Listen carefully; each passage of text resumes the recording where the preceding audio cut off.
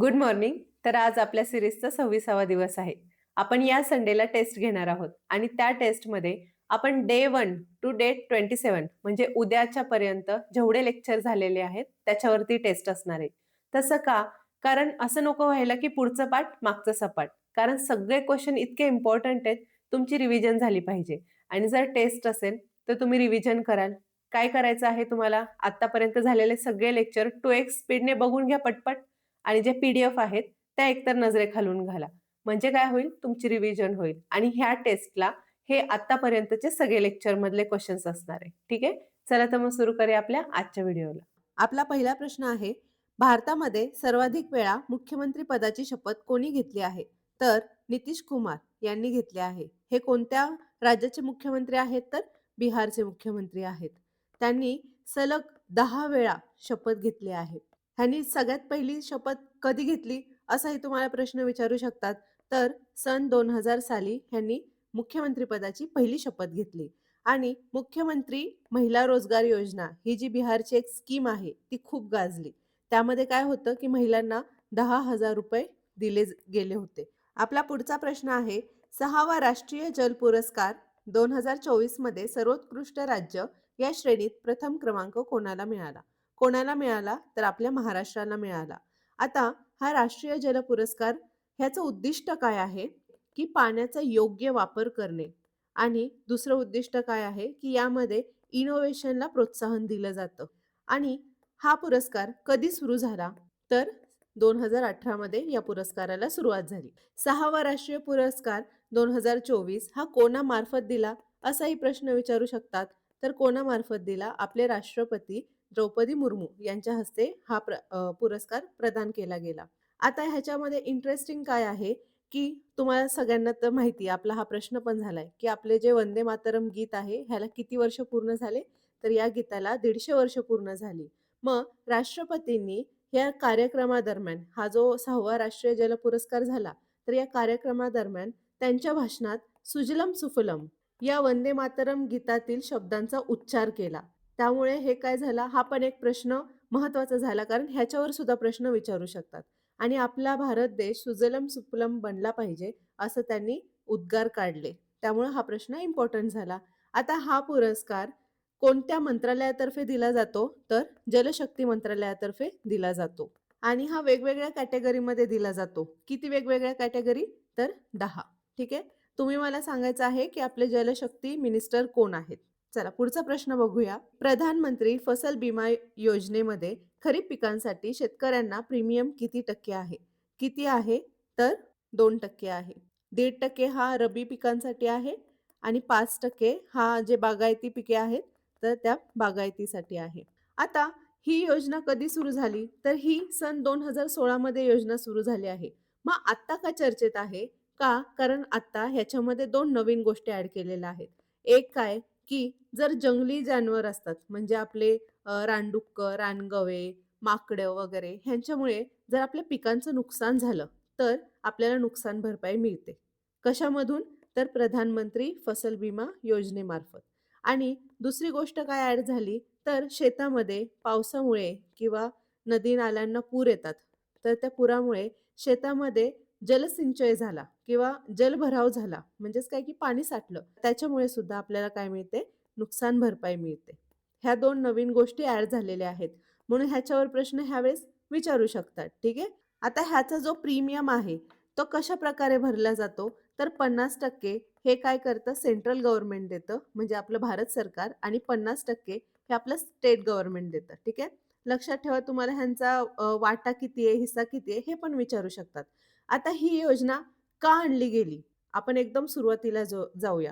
ही योजना आणलीच का होती? आपल्या इथे वादळ, दुष्काळ वगैरे, पुन्हा वीज पडते, पूर येतो, जिथे आपली पिकं त्यातून वाचूच शकत नाही आणि जर आपली पिकं गेली, तर शेतकरी आपला गरीब, म्हणजे ते भरून न येणारं नुकसान असतं.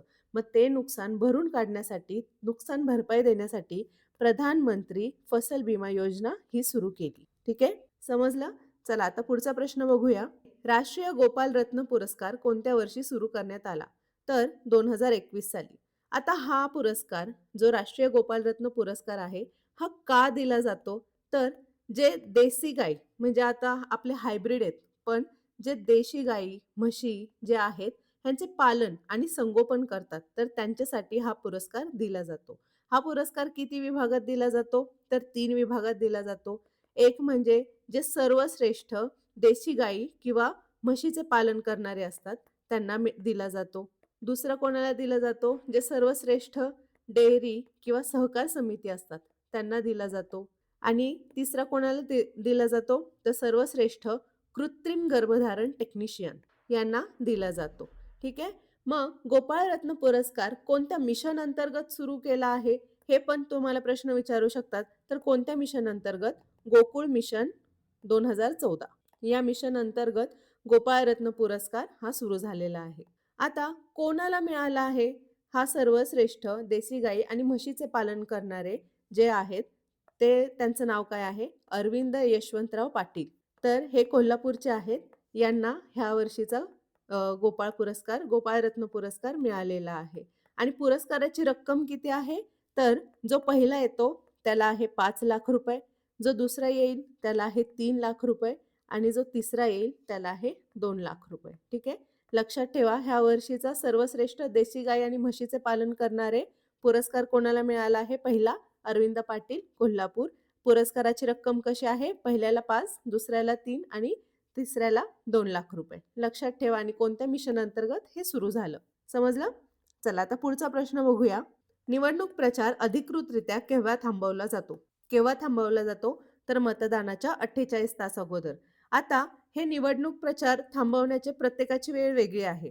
कोणती? आपण पहिली बघूया. महानगरपालिका. महानगरपालिकेला मतदान समाप्तीच्या 48 तास अगोदर अधिकृतरित्या प्रचार थांबवायचा असतो. दुसरा आहे नगर परिषद किंवा नगरपंचायत. त्यांचा 24 तास आधी थांबवायचा असतो. तिसरा आहे जिल्हा परिषद किंवा पंचायत समित्या. ह्यांचा किती तास? तर 24 तास आधी. आणि चौथा आहे आपलं ग्रामपंचायती. तर ग्रामपंचायतीचा 48 तास अगोदर प्रचार अधिकृतरित्या थांबवायचा असतो. ठीक आहे. मी तुम्हाला सगळ्यांचे सांगितले आणि हा प्रश्न विचारलेला आहे बरं का. हा PYQ मध्ये मधला प्रश्न आहे. हा प्रश्न विचारलेला आहे म्हणून मी तुम्हाला सगळ्यांचं सांगितलं की कधी थांबवायचा असतो. लक्षात राहू द्या. चला आता पुढचा प्रश्न बघूया. आता आपलं सुरू झालं मराठीचा वाक्प्रचार. तुम्हाला वाक्प्रचार सोपे वाटत असतील आणि निश्चितच सोपे असतात. पण आता दिवसागणिक आपली एक्झामची लेवल वाढतीये. त्यामुळे आपल्याला आपल्या अभ्यासाची पण लेवल वाढवायची आहे. वाक्प्रचार हे साधे सोपे येणं आता बंद झालं आहे. आता अवघड विचारतात किंवा असे विचारतात जे आपल्याला सहसा येणार नाही. त्यामुळे वाक्प्रचारावर विशेष लक्ष करून आणि जे लेटेस्टमध्ये सध्या जे अवघड विचारतात त्यावर लक्ष देऊन अभ्यास करायचा आहे. ठीक आहे. चला तर मग सुरुवात करूया आपल्या पहिल्या प्रश्नाला. आपला पहिला प्रश्न आहे, अक्काबाईचा फेरा येणे या वाक्प्रचाराचा योग्य अर्थ काय? अक्काबाईचा फेरा येणे म्हणजे अत्यंत गरिबी येणे. हे एक म्हण आहे. अक्काबाईचा फेरा आला म्हणजे काय? की खूप दारिद्र्य येतं, खूप गरिबी येते. म्हणून ह्याचं उत्तर हे. ठीक आहे. पुढचा प्रश्न आहे, दुधातून साय काढणे याचा अर्थ काय? तर मुख्य फायदा स्वतःकडे घेणे. आता ह्याचं एक्झाम्पल मी सांगते. आता याचं मी एक उदाहरण देते. उदाहरणार्थ, एक ऑफिस आहे. ऑफिसमध्ये कोण असतं? बॉस असतो, बरोबर? आणि त्याच्या अंडर काय असतात? असिस्टंट्स असतात. आता जर एक असिस्टंट्सने एखादं काम केलं, तर त्याचं क्रेडिट कोण घेतं? बॉस घेतो. म्हणजेच काय? की दुधातून साय काढणे. ठीक आहे? चला पुढचा प्रश्न बघूया. ढोलाचे काय बोंब या वाक्प्रचाराचा अर्थ सांगा. आता हे अगोदर मी उत्तर सांगण्याच्या अगोदर व्हिडिओ पॉज करा. तुम्हाला उत्तर येते का बघा आणि मग माझं उत्तर काय येते बघा. उत्तर काय आहे? आधीच निश्चित केलेली गोष्ट. म्हणजे काय? की ज्याचे उत्तर आधीच माहिती आहे, त्यात काय नवीन? हे झालं ढोलाचे काय बोंब. म्हणजे हे तर आम्हाला अगोदरच माहिती आहे. एखादी शिळी बातमी घेऊन येतं. अरे हे काय? ढोलाचे बोंब. आम्हाला तर हे अगोदरच माहिती आहे. हे त्याचं अर्थ आहे. ठीक आहे. चला पुढचा प्रश्न बघूया. डोक्याला भरीस पाडणे याचा अर्थ काय? की चुकीला पाठिंबा देणे. एखादं म्हणतं ना की त्याच्यात वाईट गोष्टीत त्याने त्याला भरीस पाडलं. म्हणजेच काय? की डोक्याला भरीस पाडणे म्हणजे चुकीच्या गोष्टीला त्यांनी पाठिंबा दिला. असं त्याचा अर्थ होतो. समजलं? चला पुढचा प्रश्न बघूया. पुढचा प्रश्न आहे, गाईला माशी चावली की बैल उठतो या वाक्प्रचाराचा अर्थ काय? याचा अर्थ आहे, चुकी करणारा दुसरा असला तरी शिक्षा तिसऱ्यालाच मिळते. म्हणजे काय? की एखादी चूक करून जातं आणि त्याच्याऐवजी तिथं दुसऱ्याला शिक्षा मिळते. हे झालं गाईला म्हशी चावली की बैल उठतो, असा त्याचा अर्थ आहे. समजलं? चला आता पुढचा प्रश्न बघूया. पुढचा प्रश्न आहे उंबरठ्यावरचा पाय उचलणे. ह्याचा अर्थ काय होईल माहितीये? घर सोडून जाणे आणि परत न येण्याची तयारी करणे. म्हणजेच काय, की ठरवून बाहेर पडणे, की बास आता नाही, आता परत यायचं नाही. या उद्देशाने घर सोडून जाणे आणि परत कधीच न येणे ह्याची पूर्ण तयारी करणे. याचा अर्थ आहे उंबरठ्यावरचा पाय उचलणे. ठीक आहे? हे दोन्ही उत्तरं आहेत ह्याची. चला पुढचा प्रश्न बघूया. पुढचा प्रश्न आहे बैलाला बैल न ओळखणे. म्हणजेच काय, की आपल्या क्षेत्रातील व्यक्ती न ओळखणे. म्हणजे 2 दिग्गज व्यक्ती आहेत, पण एकाच ठिकाणी आहेत. पण दोघांनाही माहिती नाही, की तो तितकाच माझ्या इतका दिग्गज आहे. म्हणजे आपल्या क्षेत्रातील व्यक्ती न ओळखणे. बैलाला बैल न ओळखणे असा त्याचा अर्थ आहे. पुढचा आहे माशी शिंकली तरी कळणे. अ, बऱ्याच वेळा हा वाक्प्रचार वापरला जातो. कशासाठी? "अरे, त्याला माशी शिंकली तरी कळते." म्हणजे काय? की एखाद्याला सर्व काही माहीत असते. एखाद्याला सर्व गोष्टी सगळ्या गोष्टींची कल्पना असते आणि कुठे काय झालं, की लगेच त्याला कळतं. म्हणजे काय, की माशी शिंकली तरी कळणे. ठीक आहे? आता पुढचा प्रश्न तुमच्यासाठी. ह्याचं उत्तर तुम्ही मला द्यायचं आहे. 5 मागून 25 करणे. व्हिडिओ पॉज करा, ऑप्शन्स बघा आणि उत्तरं द्या. ठीक आहे? आता आपला पुढचा आहे मॅथ्स. आजचा आपला गणिताचा टॉपिक आहे बोट आणि प्रवाह. हा मी तुम्हाला एक बेसिक सांगते याचं. मग आपण प्रश्नांना सुरुवात करू. आता सपोज पाणी आहे. ठीक आहे? ह्या पाण्यामध्ये एक बोट आहे. जर पाण्याची दिशा या दिशेने असेल तर आणि बोट पण ह्या दिशेने चालले असेल, तर त्याला जास्त कष्ट लावायची गरज आहे का? तो सहज पुढे जाणार, बरोबर? म्हणजेच काय, की ह्याचा वेग आणि ह्याचा वेग काय होणार? ॲडिशन होणार. कारण तो सहज पुढे जातोय. पण जर सपोज हे पाणी आहे आणि बोट आहे. आता बोटीला जायचंय इकडे, पाण्या बोटीला कुठे जायचंय? इकडे जायचंय. पाण्याचा वेग आहे इकडे.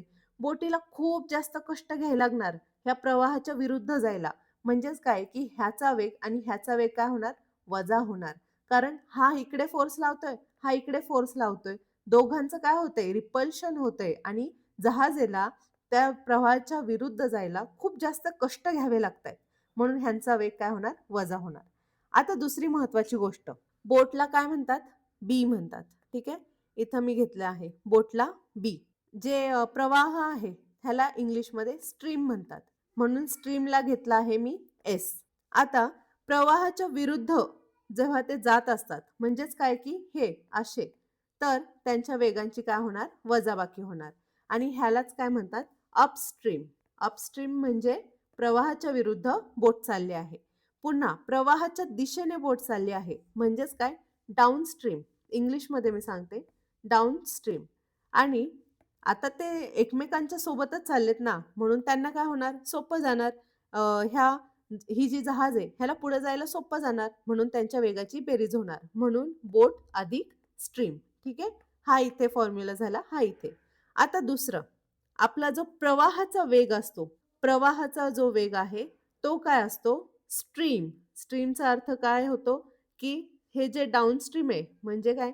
की जे आपण या दिशेने जो वेग आहे तो डाउनस्ट्रीम आणि अपस्ट्रीम ह्यांची काय होते? वजाबाकी होते. जेव्हा फक्त प्रवाहाचा वेग काढायचा असतो तेव्हा.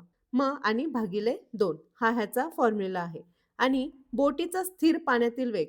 जर सपोज एक पाणी आहे, ह्या पाण्यात बोट आहे. ठीक आहे? आणि तो प्रवाह काय आहे? स्थिर आहे.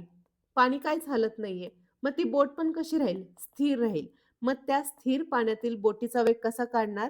तर डाउनस्ट्रीम अधिक अपस्ट्रीम भागिले 2 बरोबर काय येईल? बोटीचा वेग. समजलं? हे बेसिक आहे. हे सगळ्यात जास्त बेसिक आहे. आणि आपला वेग कशामध्ये मोजतात? किलोमीटर प्रति तास. आणि आपल्या बाकी फॉर्म्युला तर तुम्हाला माहितीच आहे. अंतर बरोबर वेग गुणिले वेळ. ठीक आहे? हे एकदम बेसिक सांगितलं मी आणि सगळं सांगितलं आहे. आता आपण डायरेक्ट प्रश्नांना सुरुवात करू. पोलीस भरतीमध्ये बोट्स अँड स्ट्रीम म्हणजे बोट आणि प्रवाह ह्याच्यावर अवघड प्रश्न विचारत नाही. तुम्हाला फक्त हे जे मी तुम्हाला आता सांगितले ना, हे फक्त 4 फॉर्म्युले पाठ करायचे आहेत. ह्या 4 फॉर्म्युल्याच्या पलीकडं एकही प्रश्न नसतो. समजलं? चला मग सुरुवात करूया आपल्या पहिल्या प्रश्नाला. आपला पहिला प्रश्न आहे, एक बोट प्रवाहाच्या दिशेने 18 किलोमीटर प्रति तास आणि प्रवाहाच्या विरुद्ध दिशेने 10 किलोमीटर प्रति तास वेगाने जाते. तर स्थिर पाण्यात या बोटीचा वेग किती असेल? आता प्रवाहाच्या दिशेने जाते म्हणजे काय? बोटीचा वेग आला 18 किलोमीटर प्रति तास आणि प्रवाहाच्या विरुद्ध दिशेने म्हणजेच काय? स्ट्रीम किती आहे? 10 किलोमीटर प्रति तास. आपल्याला काय विचारलं आहे? तर स्थिर पाण्यात बोटीचा वेग किती? आता स्थिर पाण्यात बोटीचा वेग किती असणार आहे? म्हणजेच काय? की डाउनस्ट्रीम. डाउनस्ट्रीमचा आपल्याला फॉर्म्युला माहिती आहे. काय आहे? बी प्लस एस बरोबर आणि भागिले 2. बी किती आहे? 18 आहे. एस किती आहे? 10 आहे. भागिले 2. 18 आणि 10 किती? 28 भागिले 2. बेक बे बेचोक 8 म्हणजेच काय की 14 किलोमीटर पर अवर. ठीक आहे? हे आपलं उत्तर असणार आहे. Kilometre per our. समजलं? सोपं आहे. जर एखादा नवीन असेल तर ह्याला थोडंसं म्हणजे पहिल्यांदा करायला किंवा समजायला वेळ लागेल. पण मी जसं सांगितलं तसं मला सुद्धा अगोदर खूप कन्फ्युजन व्हायचं. पण जेव्हा मी हे फॉर्म्युले लक्षात ठेवले ना, तेव्हा मला सगळं सोपं वाटायला लागलं. ठीक आहे? चला पुढचा प्रश्न बघूया आपण. प्रवाहाच्या दिशेने बोटीचा वेग 35 किलोमीटर प्रति तास आहे. प्रवाहाच्या दिशेने म्हणजे काय आहे हा? डाउनस्ट्रीम. आणि प्रवाहाच्या विरुद्ध दिशेने वेग 21 किलोमीटर प्रति तास आहे. विरुद्ध दिशेने म्हणजेच काय? अपस्ट्रीम. तर स्थिर पाण्यात 70 किलोमीटर जाण्यासाठी बोटीला किती वेळ लागेल? आता आपल्याला माहिती आहे स्थिर पाण्यातला बोटीचा वेग काढण्यासाठी आपलं सूत्र काय आहे? डी प्लस यू भागिले 2. डी ची व्हॅल्यू काय आहे? 35 आणि प्रवाहाच्या विरुद्ध जाणारी म्हणजे यू ची व्हॅल्यू काय आहे? 21 अधिक 21 भागिले 2. 5 आणि 1 6, 3 आणि 2 5 भागिले 2 बरोबर किती आले? बेदुने 4 बेआठी 16 म्हणजे स्थिर पाण्यातला बोटीचा वेग आहे 28 किलोमीटर प्रति तास. पण आपल्याला काय विचारलं आहे? तर स्थिर पाण्यात 70 किलोमीटर जाण्यासाठी बोटीला किती वेळ लागेल? किती वेळ लागेल? आपलं अंतर किती आहे? 70. आपला वेग किती आहे? 28. बरोबर. ह्यांचा भागाकार केला की आपल्याला मिळणार उत्तर. 28 दुने 56. 70 मधून 56 गेले किती राहिले? 140. 28 पंचे 140 म्हणजे 2.5 अवर्स म्हणजे किती? 2.5 तास. आपलं उत्तर आलं 2.5 तास. ठीक आहे? समजलं? थोडंसं अवघड वाटेल पण खूप इझी आहे. प्रॅक्टिस करा जमून जाईल. पुढचा प्रश्न आहे आणि एक मी तुम्हाला बेसिक सांगायचं राहिले इथे. आता सपोज ही जी बोट आहे हां, जर ही प्रवाहाच्या सोबत चालली असेल तर हिचा वेग काय असणार आहे? नेहमी आणि नेहमी प्रवाहाच्या विरुद्ध जी बोट जाते त्यापेक्षा जास्त असणार आहे. हे एक बेसिक लक्षात घ्या. जर तुम्ही सपोज एक वारं येतंय आणि तुम्ही सायकल चालवताय, तर तुम्ही वाऱ्याच्या सोबत जर सायकल चालवत असाल सिमिलर एकदम पॅरलली तर तुम्ही सहज पुढे जाणार आहे. पण जर तुम्ही वाऱ्याच्या विरुद्ध दिशेने जात असाल, तर तुम्हाला काय होईल?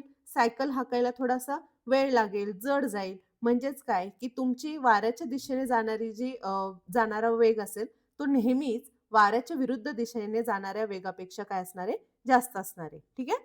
चला आता सुरुवात करूया. आपल्या पुढचा प्रश्न बघूया. आपला पुढचा प्रश्न आहे, एक बोट 36 किलोमीटर प्रवाहाच्या दिशेने 2 तासात आणि प्रवाहाच्या विरुद्ध दिशेने 30 किलोमीटर 3 तासात कापते. तर स्थिर पाण्यात बोटीचा वेग किती? आता आपलं हे काय आहे? डी काय झाला? 36 किलोमीटर आहे. 2 तासात पार करते. म्हणजे किती? आपलं उत्तर आलं 18 किलोमीटर प्रति तास. हा काय झाला? डाउनस्ट्रीमचा. म्हणजे प्रवाहाच्या दिशेचा वेग झाला. पुढे आपला जो प्रवाहाच्या विरुद्ध दिशेने जाते तर म्हणजेच काय? अपस्ट्रीम. त्याचं अंतर किती आहे? 30 किलोमीटर. किती तासात कापते? 3 तासात. मग आपलं उत्तर काय येणार? 10 किलोमीटर प्रति तास. आता क्रॉस चेक करायचं झालं तर काय? जे आपण प्रवाहाच्या दिशेने जातो तो वेग नेहमी जास्तच आहे. बरोबर? मग आपल्याला काय काढायचं आहे? तर स्थिर पाण्यात बोटीचा वेग काढायचा आहे. मग आपलं फॉर्म्युला काय आहे?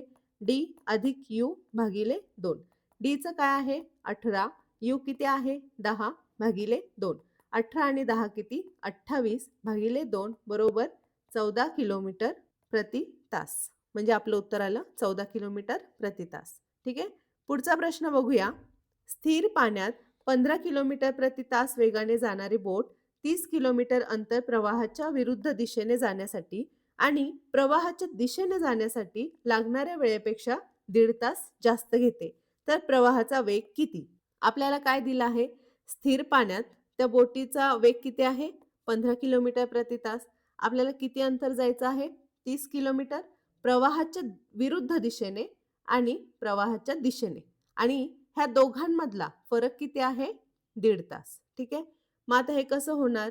अंतर भागिले हे काय झाला? स्थिर पाण्यात बोटीचा वेग झाला म्हणून बी. विरुद्ध दिशेने जाते म्हणून काय? Minus S. मायनस फरक दिला आहे ना, जास्त 1.5 तास जास्त घेते म्हणजे काय आहे? फरक आहे. म्हणून अंतर भागिले बी अधिक प्रवाहाच्या दिशेने जायचंय, प्रवाहाच्या सोबत जायचंय म्हणून अधिक एस. ह्यांना किती वेळ लागतो? 1.5 तास. आता आपल्याला काय करायचं आहे? फक्त व्हॅल्यूज पुट करायच्या आहेत. आता अंतर किती आहे? 30 किलोमीटर. बघितलं ना, इथे दिलं आहे 30 किलोमीटर.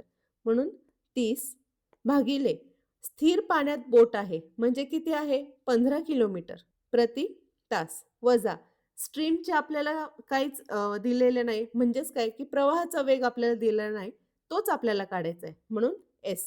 ठीक आहे. वजा अंतर 30, बोटचा वेग किती आहे? 15 अधिक एस, कारण प्रवाहाचा वेग माहिती नाही, बरोबर 1.5. आता इथं तुम्हाला 2 गोष्टी कराव्या लागतील. एक तर ह्यांचा लसावी घ्यायला लागेल, इकडे क्रॉस मल्टिप्लिकेशन करून तुम्हाला, आणि हे खूप लेंदी होऊन जाईल, स्क्वेअर वगैरे प्लस मायनस इतकं जाईल. मग ह्याच्यामध्ये तुम्ही शॉर्टकट काय करू शकता? तर हे जे उत्तर आहे ना, ऑप्शन वाईज जायचं. अशा वेळेस आपण पहिल्या ऑप्शन पासून जाऊ, डायरेक्ट एस ची किंमत ठेवून बघू. जर ते टॅली झालं म्हणजे हे 1.5 1.5 दोन्हीकडे आलं तर आपलं उत्तर टॅली, म्हणजे तेच आपलं उत्तर असणार आहे. ठीक आहे. मग आता आपण पहिलं काय करूया? 5 किलोमीटर ठेवूया. ठीक आहे. 5 किलोमीटर ठेवून बघू उत्तर काय येतंय. 30 भागिले 15 मधून 5 गेले, जाऊ डायरेक्ट लिहिते, मग आपण करूया. 30 भागिले 15 अधिक 5 बरोबर 1.5 आलं पाहिजे. आता खाली 30 भागिले 15तून 5 गेले, किती राहिले? 10 वजा 30 भागिले 15 आणि 5 किती? 20 बरोबर 1.5 आलं पाहिजे. ह्या शून्याला हा शून्य गेला, बरोबर. ह्याने ह्याला भाग घेतला किती? 1.5. ह्याला भाग गेला, किती राहिले? 3. 3 वजा 1.5 बरोबर 1.5 येणार का? येणार. 3तून 1.5 गेले, किती राहिले? 1.5. म्हणजे ह्या 1.5 तासाशी हा 1.5 तास टॅली झाला, म्हणजे आपलं उत्तर काय असेल? 5 किलोमीटर प्रति तास. जर तुम्हाला आणखी क्रॉस चेक करायचं असेल तर तुम्ही ह्या एसच्या जागी काय करू शकता? ह्या एसच्या जागी 3, 4, 6 हे ठेवून बघू शकता. इकडची जी किंमत आहे तीच इकडची किंमत आली पाहिजे. जर ते दोघांची किंमत अशा पद्धतीने एकदम सिमिलर आली तर आपलं तेच उत्तर असणार आहे. ठीक आहे. आता लकीली आपण 5 घेतलं तर 5च उत्तर आलं, म्हणजे आपलं उत्तर काय आहे? 5 आहे. ठीक आहे. समजलं? ज्यावेळेस असं थोडंसं किचकट होतं ना, तेव्हा डायरेक्ट ऑप्शन वाईज जायचं. ठीक आहे. आता पुढचा प्रश्न बघूया. प्रवाहाचा वेग 4 किलोमीटर प्रति तास आहे, म्हणजेच काय? स्ट्रीम. एक बोट 12 किलोमीटर प्रवाहाच्या विरुद्ध दिशेने 45 मिनिटात कापते. स्थिर पाण्यात बोटीचा वेग किती असेल? आता प्रवाहाचा वेग किती आहे? 4 किलोमीटर प्रति तास. प्रवाहाचा वेग आहे 4 किलोमीटर प्रति तास, म्हणजेच काय? ते झालं आपलं स्ट्रीम. एक बोट आहे, ती 12 किलोमीटर प्रवाहाच्या विरुद्ध दिशेने जाते. प्रवाहाच्या विरुद्ध दिशेने म्हणजेच काय? अपस्ट्रीम. अपस्ट्रीम किंमत किती आहे? तर 12 किलोमीटर जाते 45 मिनिटात. 45 मिनिटं म्हणजेच काय? किती तास? 45 भागिले 60 बरोबर 12 गुणिले हे 60 वरती जाणार, 60 भागिले 45. 15 त्रिक 45, 15 चोक 60, 3 चोक 12, 4 चोक 16 किलोमीटर प्रति तास. हा काय झाला आपला? अपस्ट्रीम म्हणजे प्रवाहाच्या विरुद्ध दिशेचा वेग झाला. आपल्याला प्रवाहाचा वेग किती दिला आहे? 4 दिला आहे. तर स्थिर पाण्यात बोटीचा वेग किती असेल? बोट, आता आपल्याला अपस्ट्रीम मिळालं, बरोबर. आपल्या अपस्ट्रीमचा फॉर्म्युला काय आहे? बोट वजा स्ट्रीम, बरोबर. तेव्हाच ते अपस्ट्रीम होणार ना, म्हणजे प्रवाहाच्या विरुद्ध. मग आपल्याला अपस्ट्रीमची किंमत मिळाली किती? 16 किलोमीटर प्रति तास. बोटची किंमत आपल्याला माहिती नाहीये म्हणून बी. स्ट्रीमची किंमत किती आहे? 4 किलोमीटर प्रति तास. 4 इकडे गेले, बोटची किंमत किती येईल? 16 आणि 4 20 किलोमीटर प्रति तास. आता आपल्याला पुढे काय विचारलं आहे? तर स्थिर पाण्यात बोटीचा वेग किती असेल? स्थिर पाण्यात बोटीचा वेग म्हणजेच काय? डाऊनस्ट्रीम. किती असेल? डाऊनस्ट्रीम बरोबर डी. स्थिर पाण्यातील बोटीचा वेग काढण्यासाठी आपला फॉर्म्युला काय आहे? डी अधिक यू भागिले 2. आपल्याला तर डी माहितीच नाही, पण यू माहिती आहे. मग आपण काय काढूया? आपल्याला बी माहिती आहे, एस माहिती आहे. मग आपण काय काढूया अगोदर? डाउनस्ट्रीमचा वेग काढूया. डाउनस्ट्रीम म्हणजे काय? बी अधिक एस. बी किती आहे? आत्ताच काढला आपण 20. एस किती आहे? 4. डाउनस्ट्रीम किती झालं? 24 किलोमीटर प्रति तास. मग आपला स्थिर पाण्यातला वेग किती येईल? डी किती आहे? 24. यू किती आहे? 16 भागिले 2. 6 4 10 40 भागिले 2 बरोबर 20 किलोमीटर प्रति तास. म्हणून आपलं उत्तर आलं 20 किलोमीटर प्रति तास. समजलं? अपस्ट्रीम वरून आपण अगोदर अपस्ट्रीमचा वेग काढला. अपस्ट्रीमच्या वेगावरून आपण बोटचा वेग काढला. बोटच्या वेगावरून आपण डाउनस्ट्रीम काढला. म्हणजेच काय की बोटीचा वेग काढला आणि त्याच्यानंतर स्थिर बोटीचा वेग काढला. समजलं? आता पुढचा प्रश्न तुमच्यासाठी. तुम्ही मला ह्याचं उत्तर कमेंट बॉक्समध्ये द्यायचं आहे. ठीक आहे? आता आपण पुढचा प्रश्न बघूया. आता आपलं सुरू झालं जे आकृत्या असतात बघा, चौकोन असतात किंवा असे चौरस असतात, त्रिकोण असतात, पुन्हा असे शंखाळे दिलेले असतात. आपल्याला काही संख्या दिलेल्या असतात. आपल्याला मिसिंग नंबर शोधायचा असतो. काय काय वेळेस असे गोल देतात, आतमध्ये क्वेश्चन मार्क असतो, इथे इथे इथे संख्या असते, असे शोधायला लावतात. तर आपल्याला काय करायचं आहे? आज आपण तशा प्रकारचे एक्झाम्पल्स बघणार आहोत. ठीक आहे? तर ह्याच्यावर मुंबईच्या पेपरमध्ये मला वाटतं 2 ते 3 मार्कांचे प्रश्न आले होते ह्याच्यावर. ठीक आहे? लक्ष द्या. अशा टाईपचे प्रश्न सिटीला जास्त विचारले गेलेले आहेत. छत्रपती संभाजीनगर, मुंबई, पुणे ग्रामीणला नाही दिसला मला. पुण्याच्या एका पेपरमध्ये होता. त्यामुळे सिटीला जास्त करून असे क्वेश्चन विचारतात. याचा अर्थ असा नाही की ग्रामीणला विचारणार नाही. ग्रामीणला सुद्धा विचारू शकतात. आपण सुरू करूया आपल्या पहिल्या प्रश्नाला. आपला पहिला प्रश्न आहे, चौरसातील संख्या खालीलप्रमाणे आहेत. म्हणजे ह्या चौरसातील संख्या आहेत. तर क्वेश्चन मार्कच्या ठिकाणी कोणती संख्या येईल? आता आपण काय करूया? पहिला प्रश्न मी सोप्पा घेतलेला आहे. सगळ्यांना येईल. बघितलं लक्षात येतं. काय लॉजिक आहे? 6 आणि 7 किती? 13. 9 आणि 5 किती? 14. मग 11 आणि 4 किती? 15. आपलं उत्तर किती आलं? 15. आता तुम्ही म्हणाल मॅडम एवढा सोप्पा घेतला? अरे हे PYQ आहे. माझा प्रश्न नाही. माझा असता तर मी आणखी अवघड केला असता. हे PYQ आहे. तुम्हाला हेच सांगायचं आहे की PYQला सोपे प्रश्न विचारतात, त्यामुळे घाबरून जायचं नाही. ठीक आहे? पुढचा प्रश्न बघूया. आता हा तुम्हाला हे जर तुम्ही पाहिलं तर तुम्ही आणखी घाबरून जाल. अरे एवढं मोठं शेवटी करू. पण मी तुम्हाला सांगते हे किती किती किती सोपं आहे. हे बघा. लॉजिक काय लावायचं? सुरुवात इथून करायची.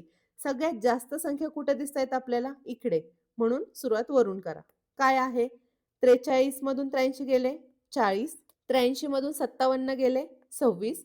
57 मधून 61 गेले 4. 61 मधून 74 गेले 13. सिमिलरली 40 मधून 26 गेले 14. 26 मधून 4 गेले 22 आणि 13 तून 9 घालवले 9. 13 तून 4 गेले 9. आता 22 मधून 4 गेले 8. 22 मधून 9 गेले 13. आपलं काय येणार उत्तर? 13 वजा 8. 8 आणि 5 13 म्हणून आपलं उत्तर आलं 5. समजलं? एवढा मोठा शृंखळा बघून घाबरून जायचं काम नाही. चला पुढचा प्रश्न बघूया. आपल्याला काय करायचं आहे? त्रिकोणातली संख्या ओळखायची आहे. कोणती असेल? आपल्याला काय दिलं आहे? 2 3 5 मध्ये दिलंय 38. आता जर आपण ह्यांचा गुणाकार केला सपोज 3 5 2 तर काय येईल? 5 त्रिक 15 आणि 15 दुणे 30. हे 38 त्याच्यापेक्षा मोठी गोष्ट आहे. म्हणजे मोठी संख्या आहे. मग आपल्याला काय करायला लागेल?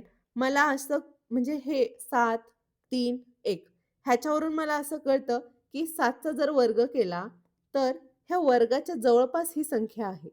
मग ह्यांचा काय रोल आहे? 3 आणि 1चा. 3चा आपण वर्ग करू. किती झाले? 9 9 18 58 आणि 1चा वर्ग 1 बरोबर किती झाले? 59. म्हणजे आपलं हे लॉजिक बसू शकतं. जर हे लॉजिक इकडे अप्लाय झालं तर काय होणार? हे लॉजिक इथे अप्लाय होणार. चला तर मग बघूया आपण सॉल्व्ह करू. 5चा वर्ग 25. 3चा वर्ग 9. 2चा वर्ग 4. 5 आणि 4 9. 9 9 18. हातचा आला 1 38. म्हणजे हे आपलं जे लॉजिक आहे ते सॅटिस्फाईड झालं. आता आपण डायरेक्ट उत्तर शोधूया. 2चा वर्ग 4. 4चा वर्ग 16 आणि 6चा वर्ग 36. 6 आणि 4 10 आणि 6 16. 3 आणि 2 5 म्हणजे आपलं उत्तर आलं 56. ठीक आहे, समजलं? काय करायचं अगोदर शक्यतो ना, एकतर हे मल्टिप्लिकेशन मध्ये असतात किंवा ह्यांचा घन, ऋण ह्याच्याशी संबंधित असतो. अशाच पद्धतीचे गणित असतात. पुढचा प्रश्न बघूया. पुढचा प्रश्न आहे 3, 4 आणि इथे 36 आहेत. 1, 8 आणि इथे 24 आहे. 5, 7 आणि क्वेश्चन मार्क. आता ह्याच्यामध्ये मला काय लॉजिक लागू शकतं? आपण ह्यांचा वर्ग करून बघू. 4 चोक 16, 3 त्रिक 9. किती झाले? 25 झाले. म्हणजे हे लॉजिक लागतंय का? तर नाही लागत. पुढे बघूया. पुढे काय लॉजिक लागतंय का? 3चा घन केला तर 27 होतंय. 4चा घन केला तर 64 होतंय. म्हणजे हे पण लॉजिक नाही. 4 त्रिक 12, 12 त्रिक 36 असं होऊ शकतं. 4 गुणिले 3 आणि ह्यांचा 3 बरोबर 36. आता हे बघूया. 1 गुणिले 8, 8 गुणिले 3, 8 त्रिक 24. हे लॉजिक बसलं. मग आपण काय करूया? इथे बघूया. 7 गुणिले 5, 7 5 35 गुणिले 3, 5 त्रिक 15, 3 त्रिक 9 ने 10 म्हणजे 105 हे आपलं उत्तर आलं. आता हे मी अगोदर सॉल्व केलेलं नव्हतं. तुमच्या माहितीसाठी सांगते. मी डायरेक्ट क्वेश्चन घेतले आणि आता सोडवायला बसलेली आहे. हे मी काय केलं? बघून केलं.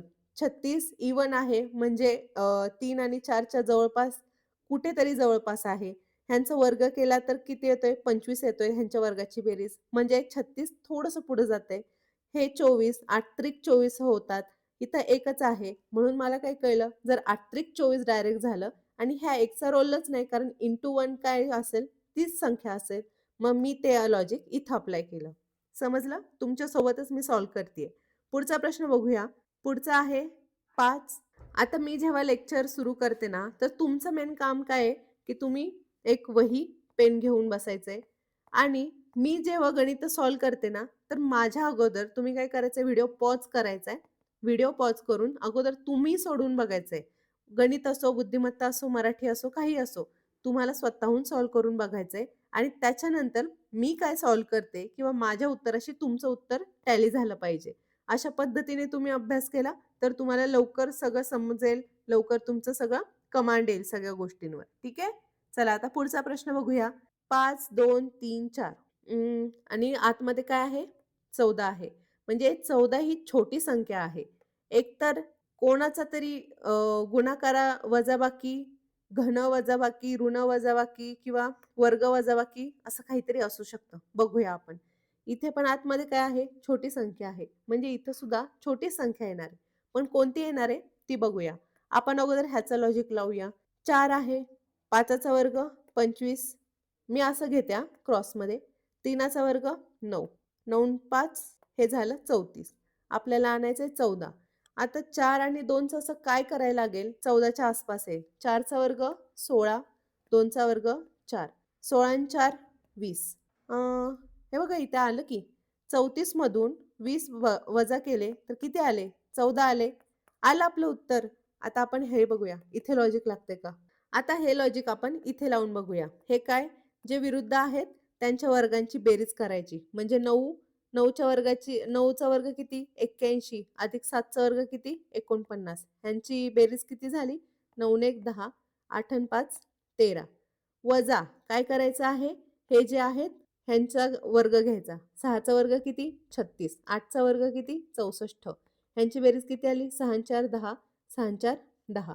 आता 130 मधून काय करायचे आहे? 100 वजा करायचे आहेत. 130 वजा 100 किती आले? 30 आले. ये म्हणजे आपलं लॉजिक हेच आहे. चला आता आपण डायरेक्ट आपल्या उत्तरावर हमला करूया. काय आहे? 13 गुणिले 11. 13चा वर्ग किती? 169. 11चा वर्ग 121. ह्यांची काय करायची? बेरीज. 9 ने 1 10, 6 आणि 3 9, 2 आणि 1 1 आणि 1 2. पुढे 12चा वर्ग किती? 144. 10चा वर्ग किती? 100. किती येणार? ह्यांची बेरीज 244. आता 290 मधून काय करायचं आहे? तर 244 वजा करायचं आहे. वजा 244. खाली राहिले 6. 9तून 5 गेले 4. 0 म्हणजे आपलं उत्तर किती आलं? 46. आहे का ऑप्शनमध्ये? ऑप्शन क्रमांक 1 आपलं उत्तर आलेलं आहे. आणि मी हे तुमच्यासोबतच सॉल्व्ह केलं. असं क्विक आपल्याला लगेच क्लिक झालं पाहिजे उत्तर काय असेल. ठीक आहे? आता पुढचा प्रश्न तुमच्यासाठी. तुम्हाला मी खूप सोपा प्रश्न दिलेला आहे. ह्याचं उत्तर तुम्ही मला कमेंट बॉक्समध्ये द्यायचं आहे. ठीक आहे, भेटूया उद्याच्या व्हिडिओमध्ये. आपला कालचा पार्टनरशिपचा एक शेवटचा प्रश्न होता, तर तो बऱ्याच जणांचा चुकलेला आहे. तर मी काय करते, तो तुम्हाला सोडवून दाखवते. काय आहे? पियुष आहे. पियुष होता बरोबर? पियुष होता आणि दुसरा कोण होता? पियुषने अगोदर किती ₹60,000 गुंतवले होते आणि 6 महिन्यानंतर योगेश त्याला येऊन मिळाला. योगेशची किती होती गुंतवणूक? ₹90,000. ठीक आहे? आणि आपल्याला काय विचारलं आहे, की 1.5 वर्षांच्या शेवटी नफ्याचे गुणोत्तर काय? आता मी तुम्हाला सांगितलेलं, जर 1 वर्ष असेल, तर एकतर 1 वर्ष लिहा, बरोबर? 1-2 वर्ष असेल, तर असं 1-2 लिहा आणि जर महिन्यांमध्ये असेल, तर काय करायचं? 12 महिने, 6 महिने, 18 महिने असं घ्यायचं. आता आपल्याला इथं पुढं काय दिलेलं आहे, की 1.5 वर्षानंतर आपल्याला त्यांच्या नफ्याचं गुणोत्तर विचारलं आहे. अशा वेळी काय करायचं? पियुषचं तर काय, तो सुरुवातीपासून त्याच पार्टनरशिपमध्ये आहे. मग 1.5 वर्ष म्हणजे किती? 6, 12, 18 म्हणजे पियुष हा पूर्ण 18 महिने त्या भागीदारीत आहे. योगेश 6 महिन्यानंतर आला. म्हणजे काय, की 18 वजा 6 किती? 12 महिने. म्हणजे योगेश त्या भागीदारीत 12 महिने आहे. आता आपल्याला काय विचारलं आहे? तर फक्त ह्यांचं नफ्याचं गुणोत्तर विचारलं आहे. तेच तर आपण सोडवून बघूया. हे किती? 1, 2, 3, 4. 1, 2, 3, 4. हे शून्य घालवले. पुढे 3 दुने 6, 3 त्रिक 9. आपण इथे भाग घालवला. आता खाली कशाने भाग जाऊ शकतो? 6 दुने 12, 6 त्रिक 18. आता आपल्याला सिंपल हे जे आहेत ना 2 गुणिले 3 करायचं आहे. 2 गुणिले 3 किती? 6 आणि 3 गुणिले 2 किती? 6. 6:6 म्हणजेच किती? 1:1. जर 6 ने मी भाग घालवला 6 1 6, 6 1 6 म्हणजे आपलं उत्तर किती आलं? 1:1. म्हणजे ऑप्शन क्रमांक 3 हे आपलं उत्तर होतं. एकास एक. ठीक आहे? समजलं? काही जणांचं उत्तर चुकलं होतं म्हणून हे मी तुम्हाला सांगितलं. तर तुम्हाला जर काही प्रॉब्लेम वाटत असेल तर मला सांगा. आपण काय करूया लेक्चरच्या शेवटी तुम्हाला दिलेले एक्झाम्पल सॉल्व्ह करूया. भेटूया उद्याच्या व्हिडिओमध्ये.